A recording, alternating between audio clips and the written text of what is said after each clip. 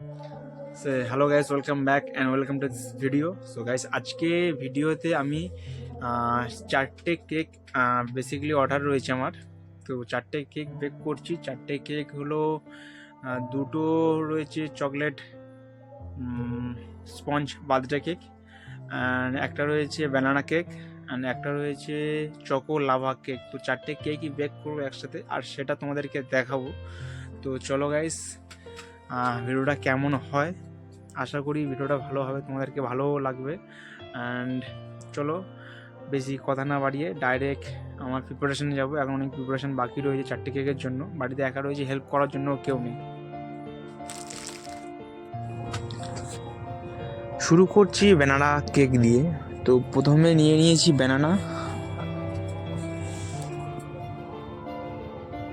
আর এর সাথে নিয়ে নেব অয়েল।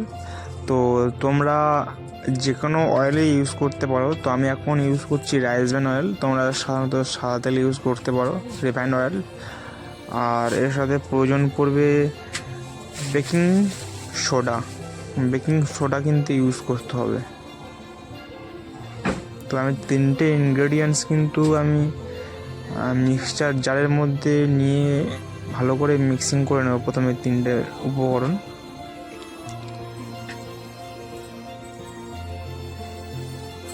তো আমি মিক্সিং জারেতে মিক্সিং করে নিয়েছি। দেখতে পাচ্ছ ব্যাটারটা কেমন হয়েছে। তো আরও ভালোভাবে বোঝার জন্য তোমাদেরকে ভালো করে দেখাচ্ছি।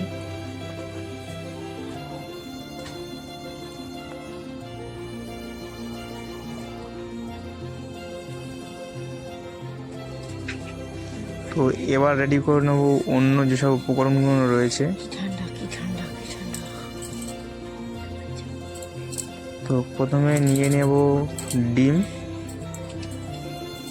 ডিম আর আইসিং সুগার, আর তার সাথে নিয়ে নেবো ভ্যানিলা এসেন্স। এটা ভ্যানিলা এসেন্স রয়েছে। এবার আমি ওর মধ্যে সুগারটা দিয়ে দেবো। তো তোমরা ব্রেকফাস্ট সুগার ইউজ করার চেষ্টা করবে, মানে পুরো ডাস্ট না, একটু দানা দানা থাকবে।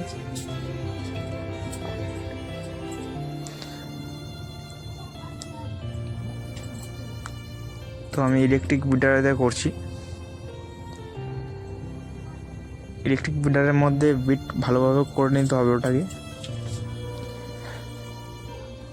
তো বিটারে একটু হাই স্পিড দিয়ে করে নিলাম, আর আমি কিন্তু ভিডিওটা একটু স্পিডে করছি।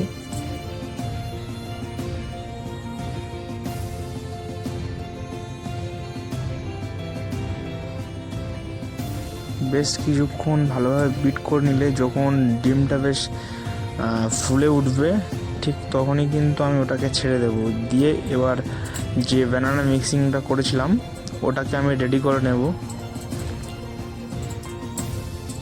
পুরোটা আমি ভালোভাবে নিয়ে নিলাম। এবার দুটোকে মিক্সিং করে নেব।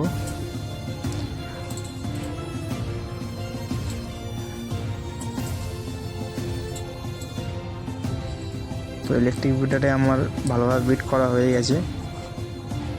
এবার কিন্তু আমি এর মধ্যে ময়দা অ্যাড করে দেব, ময়দা আর সিনামন পাউডার। সিনামন পাউডার বলতে যেটা আমরা বাংলাতে বলা হয় দারুচিনি। তো ময়দাও নিয়ে নিয়েছি। এবার ওর মধ্যে দিয়ে দেবো সিনামন পাউডার। তো এই হলো সিনামন পাউডার।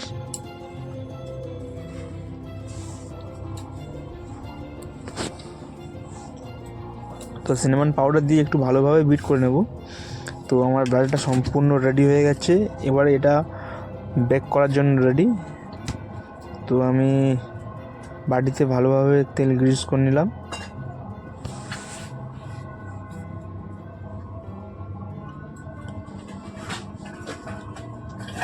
তো আমি তেল গ্রিস করে এর মধ্যে ময়দা দিয়ে দিচ্ছি। তো এটা করলে কিন্তু খুব সহজেই কিন্তু চলে আসে। তোমরা পারলে মনে করলে পেপারও দিতে পারো, বাটার পেপার। তো এটাও কিন্তু করতে পারো যদি বাটার পেপার না থাকে।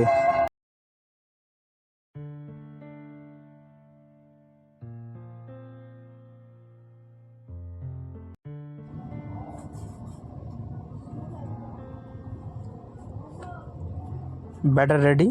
তো আমি এটা মোল্ডের মধ্যে দিয়ে দিলাম, এবার আমি বেকিং ট্রেতে তুলে নিলাম।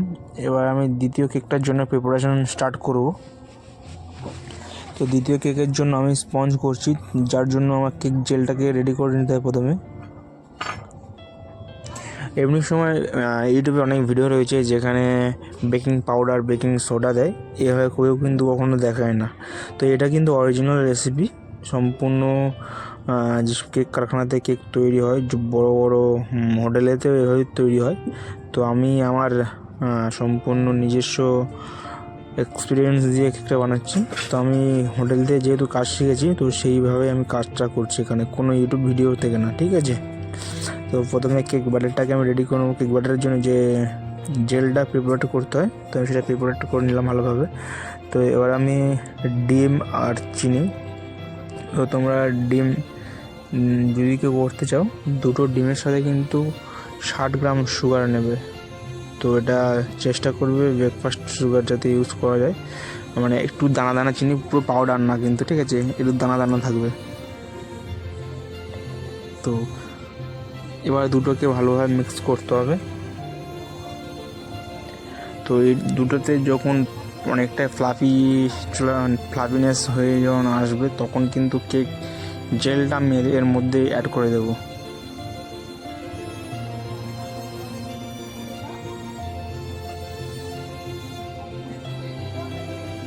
তো আমি বেশ কিছুক্ষণ ধরে এটাকে ওয়েট করতে হবে।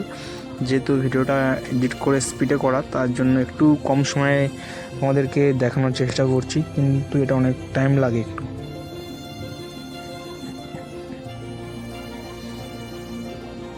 তো ইলেকট্রিক বিটারেতে বিট করার পরে আমি এর মধ্যে অ্যাড করে দেবো কেক জেল বা কেক ইমপ্রুভার। এটা তোমরা কিন্তু অনলাইনে যে কোনো জায়গায় দেখতে পাবে। তো কেক ইমপ্রুভার জেল বলে লিখলে কিন্তু তোমরা এটা অনলাইনেতে কিন্তু পেয়ে যাবে।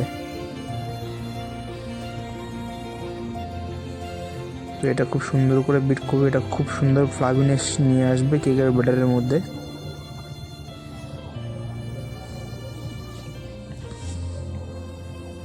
তো এবার প্রায় খুব সুন্দর করে বিট করছি। তো এরপরে আমি এর মধ্যে অ্যাড করে দেবো ফ্লাওয়ার, মানে ময়দা baking powder and vanilla essence. যদি এর মধ্যে ভ্যানিলা স্পঞ্জ না হয়, তাহলে কিন্তু কোকো পাউডার ইউজ করতে হবে। তো আমার যেহেতু এটা চকলেট স্পঞ্জ, সেহেতু আমি এর মধ্যে কিন্তু কোকো পাউডার ইউজ করবো ময়দার সাথে।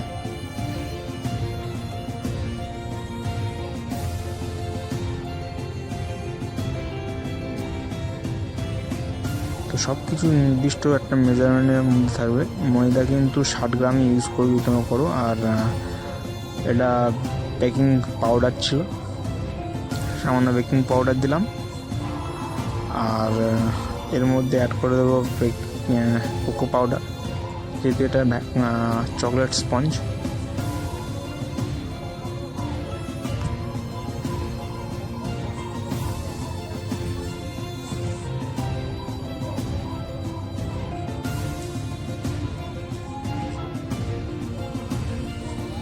তো চকলেট স্পঞ্জের জন্য কিন্তু ব্যাটারটা রেডি।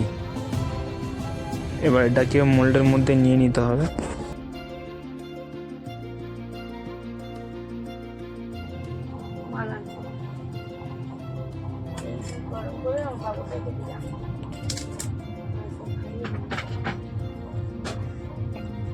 তো আমি এটা দুটোকে সেপারেট ভাগ করে নিচ্ছি দুটো মোল্ডের মধ্যে। তো দুটো বাটারকে সমানভাবে ইকুয়ালভাবে আমি এটাকে মেজারিং করে পুরো হাফ আপ করে নিচ্ছি দুটোকে।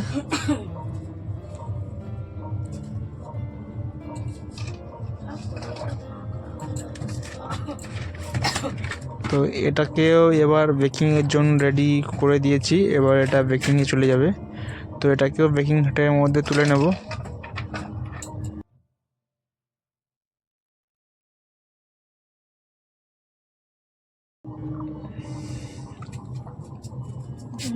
এবার তিনটাকে আমি বেকিংয়ের মধ্যে দিয়ে দেবো।